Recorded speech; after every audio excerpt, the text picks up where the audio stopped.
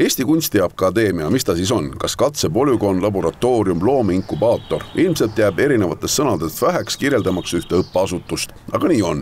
Hoonesse sisse astudes on juba tunda, kuidas ideed õhus õljuvad. Kõigepealt rektori kabinetti, kes ametis olnud vaid paar kuud, majas aga 25 aastat. Et näha seda EKA terviklikkust kuidagi nagu seestpoolt ja täiesti teise pilguga, et kuidagi see taju, kui võimas asutus see on, et kõik meie töökojad ja tõesti need meistrid ja see teadmine ja oskusteave, et mis siia majja koondunud on, et see on kuidagi selle 2 kuu jooksul on see taju läinud ikka palju laiemaks, et enne ka teadsin, eks ju, et mis siin tehakse, et aga ikka oled omas selles nagu väikeses valdkonnas, ja kuidagi see lai pilk hakkab tulema ja see on märksa vaimustavam, kui ma enne seda tajusin.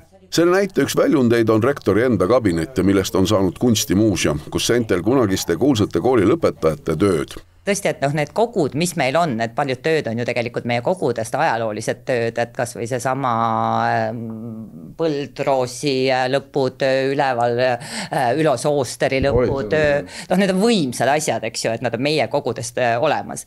Aga siis juba hakkas tekkima, et näiteks Urmas Lüüs Kumu näitusel, tal oli ju tohutu võimas näitus Kumus ja siis kuidagi tema näituse järelelu juhtus siia kabinetti. Rektor vihjab sellega, et tema kabinet ei ole mingi pühamuu, vaid kõigile avatud koht.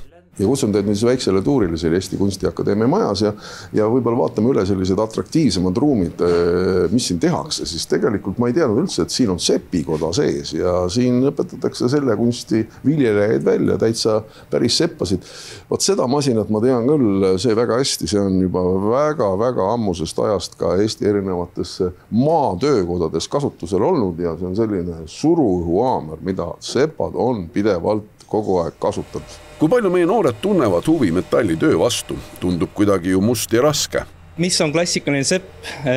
Mõni jääb. Meil ikkagi tudengid mingil määral või loodetaval määral hakkavad siit edasi tegutsema iseseisvate kunstnikena, kelle meetod osadel on sepatöö. Ja neid üksjagu on. Eks see algus on keeruline, tuleb käia maailmas tuulutamas, otsida kohti, kus pakutakse töökoja võimalusi, sest ma arvan, et kõige suurem šokk, mis pärast lõpetamist võib tekkida, on see, et kust leida töökoda, kus oleks veel nii palju masinaid. Sulametalli lõhn veel sõõrmates saab edasi siirduda juba järgmisesse töökotta, kus aga hoopis midagi muud käsil. Nimelt esmapilgul tundub, et üritatakse noaterasid printida. Tuleb proovika jaoks on väga hea. Sügavad ka veel. Me ei tegele printimisega, me tegeleme trükkimisega. Et me ei prindi mitte mida, või me prindime osaliselt, see on osa, aga peamiselt me trükkime siiski.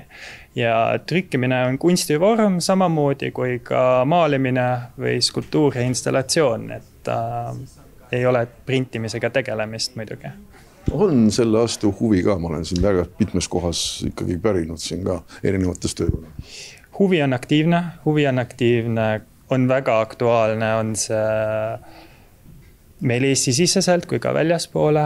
Ka selles ruumis seguneb väga palju just selline vana klassikaline trükikunst ja uued kaasaegsed lahendused. Edasi aga sinna laboratooriumisse, mida me teame rohkem moe nime all. Praegu oletegi siis siin aksessuaaristuudios, kus tehaksegi praegu kotte.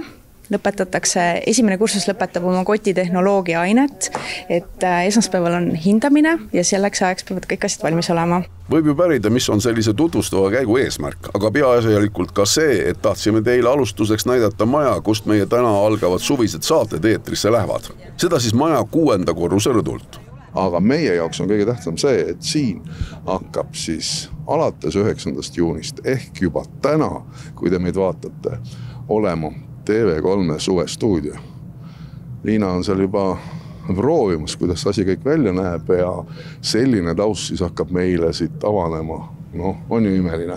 Mida veel? Aga need tegusad noored, kes veel pole oma valikut teinud ja kelle jaoks loomine ja kunst ei ole võõras, siis on veel võimalus kuni juuni keskpaigani oma kooli astumisavaldus teele panna.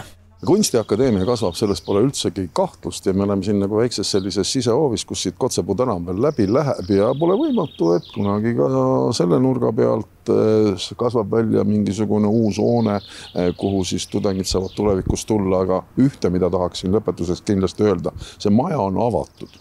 See maja on avatud teile kõigile. Tulge kas või hommikul putru sööma, kus juures siin on Tallinna kõige odavam puder, kuskil 40-50 sendiga saate pudru kätte, aga on meil raamatukogu, näitused, palju muud huvitavad, need astuge julgesti sisse, eka on kõigil avatud.